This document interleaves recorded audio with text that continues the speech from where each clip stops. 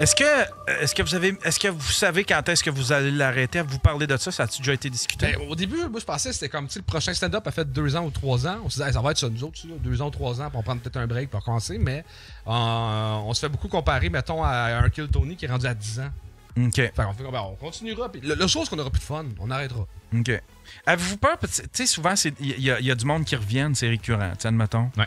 Tu sais, ça vous fait peur, ça, de plus trouver, admettons, des nouvelles faces, puis de commencer de renouveler? C'est que il y a tellement de monde qui veulent le faire que j'ai l'impression qu'avant, il y avait une espèce d'esprit de communauté un peu plus fort parce qu'un Alex Harrison, il revenait à chaque mois. Là, il y a tellement de monde qui veulent le faire que une belle surprise peut pas revenir aussi souvent. Tu peux pas avoir un genre de running gag qui devient commun avec le public puis l'humoriste. Fait que vous avez vraiment beaucoup de monde. Beaucoup de nouveaux monde qui veulent le faire. Ah ouais? Fait que vous pouvez renouveler votre... Oui. Ouais, encore cette semaine. On l'a fait cette semaine. Fait que sur 10 humoristes, il y en a la moitié que j'avais jamais rencontré de ma vie. C'est le même à chaque semaine. Ah ouais? Ouais. Fait que c'est... On pensait...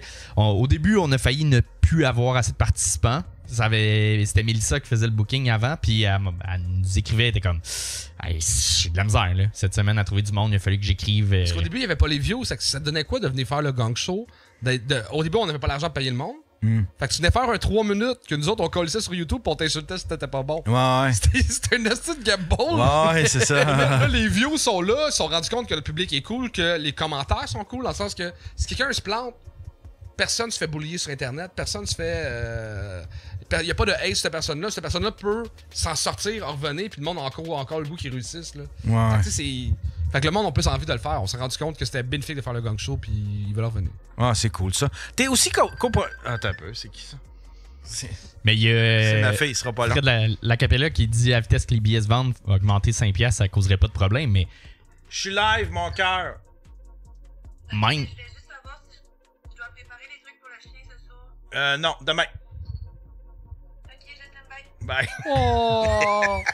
c'est écœurant. Hein? Il y a quelqu'un qui dit c'est Bourgo qui appelle pour menacer Yann.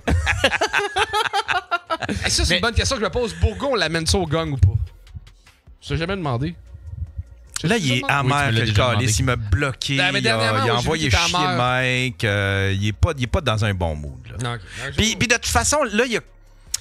Je sais pas comment qu'elle va sa carrière d'humoriste parce qu'il est live à toutes les crises de soir sur TikTok. Il fait des battles, là, il a de l'air de vivre de ça, j'ai calculé. Il a fait 14 000... Il a fait 14 000 piastres dans les derniers 6 mois à faire des battles. Fait qu'il a de l'air de vivre de ça. C'est quoi des battles? Des battles sur TikTok, c'est que... C'est comme si tu faisais un combat contre quelqu'un. Mettons, t'embarques avec. Il y a quelqu'un d'autre qui dit hey, qui est live, puis là, tu veux-tu faire un battle? Là, t'embarques en split screen, puis là, les gens t'envoient des cadeaux. OK. Mais tu sais, les gens, fait que là, ils t'envoient des coins, des affaires de même, mais ça coûte de l'argent, là, tu sais, là. Puis c'est un peu comme Twitch, tu sais. Twitch, tu peux payer des rewards, des affaires de même. C'est la même affaire, mais là, tu vois 2 personnes, puis là, c'est toi qui payes. T'envoies des cadeaux à celui que t'aimes bien, puis l'autre de son bar, il y a sa crowd qui envoie des cadeaux, puis ils se font des battles, puis il vit, là, c'est en site, Sébastien, il vit de ça, là, tu sais, il a de l'air de vivre de ça.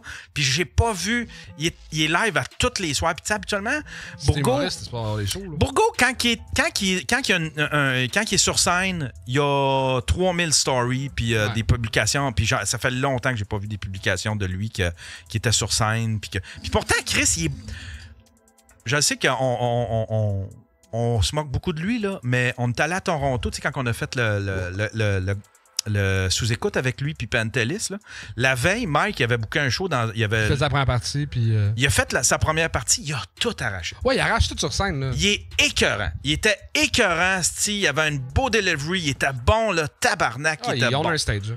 Ouais, je trouvais que... Ouais, puis, tu sais, il est un peu géo, là, tu sais, là, il fait... C'est lui qui encourage le monde à applaudir puis à rire, puis mais il fait une crise de bonne job de divertissement, là, puis d'humour, là, tu sais, fait que... Ouais. Mais Chris, il serait bon au gang show. Je sais pas. T'es copropriétaire du bordel. Ouais. Comment ça se passe, là? Ça fait combien de temps, là? Ça fait... Ça va faire 10 ans au mois d'avril, c'est fou. 10 ans, hein, c'est ça? 10 ans déjà, ça comme... J'ai l'impression qu'on l'a ouvert il y a 1 an. Ça veut dire que Sous-Écoute, ça va faire 10 ans bientôt aussi au bordel. Ouais. On a commencé. Vous êtes dans la première année, vous êtes arrivé au bordel. Ouais, exact. Ouais, c'est vrai. Tabarnak, déjà 10 vieillit, ans. Là. Mais juste là, moi, j'ai vu ta photo avec Mike, là. C'est plus les mêmes personnes, ça, là. Et Chris, non. Ça, c'était dans le temps de ce show à Musique Plus, quand j'étais chroniqueur sur ce show. Ouais. C'était bien le fun, ça, ce show-là. Ouais. Puis est-ce que ça rapporte un peu, là, aujourd'hui, le bordel? Oui, dans le sens que, mettons, on a ouvert le bordel, on a mis 25 000 chaque, fait que 150 000 au total, là. OK. Puis on s'est remboursé rapidement. Après ça, on a fait, hey, on le sent déjà qu'il y a un gros hype. On met-tu de l'argent de côté pour un 2?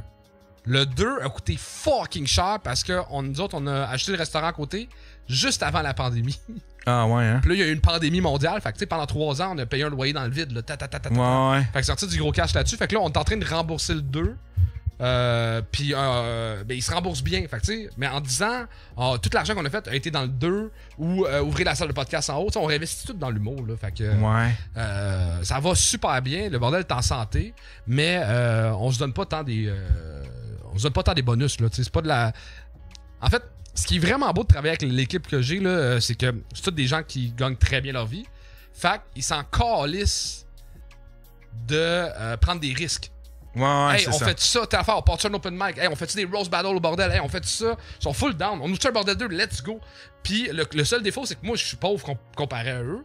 Fait qu'ils sont comme, au mieux de se verser des dividendes que moi, j'aimerais beaucoup avoir. C'est comme, on ouvre on fait telle autre affaire. Fait que tu sais, je suis comme. Ah ouais, t'es pogné pour suivre, toi. Fait que moi, je suis comme, OK, j'ai une salle de podcast à 50 000 $, au 2e étage que j'ai payé, là. Tu sais, j'ai un 6e de cette là, en plus, là, elle sert plus. Elle sert-tu? On fait les intros du Gog Show. Ah, ben au moins. Ah, calisse, au moins. Fait que là, je m'en sers, mais tu sais, je suis comme ça. C'est drôle de travailler avec des millionnaires, tu sais. Ouais. Mais Mike fait plus le... Two Drinks Minimum, qu'est-ce qui se passe avec ça? Je le sais pas. Je pense le temps de sa tournée. Prendre un break de ça. Ouais, je pense que là, c'était rendu beaucoup. Puis là, en plus, il faut que le calice, là, il est en amour. Il est beau à voir. Chris Mazan. Il a l'air heureux, là. C'est un enfant de 16 ans avec sa première blonde, mais c'est beau à voir. Ouais. Puis là, il se promène partout avec sa blonde, puis tout ça. Fait que je pense que Two Drinks a tombé 2 troisième dans les Il mérite tellement être heureux, ce gars-là. Ça fait tellement du bien de. C'est pas grave s'il y a un podcast de moins par semaine dans sa vie, là. Mais c'est parce qu'à un moment donné, il y avait un move, je le trouvais pas mauvais, tu sais. Il disait, je vais avoir le plus de présence possible. Fait qu'il il voulait avoir plus de projets pour avoir une plus grosse présence,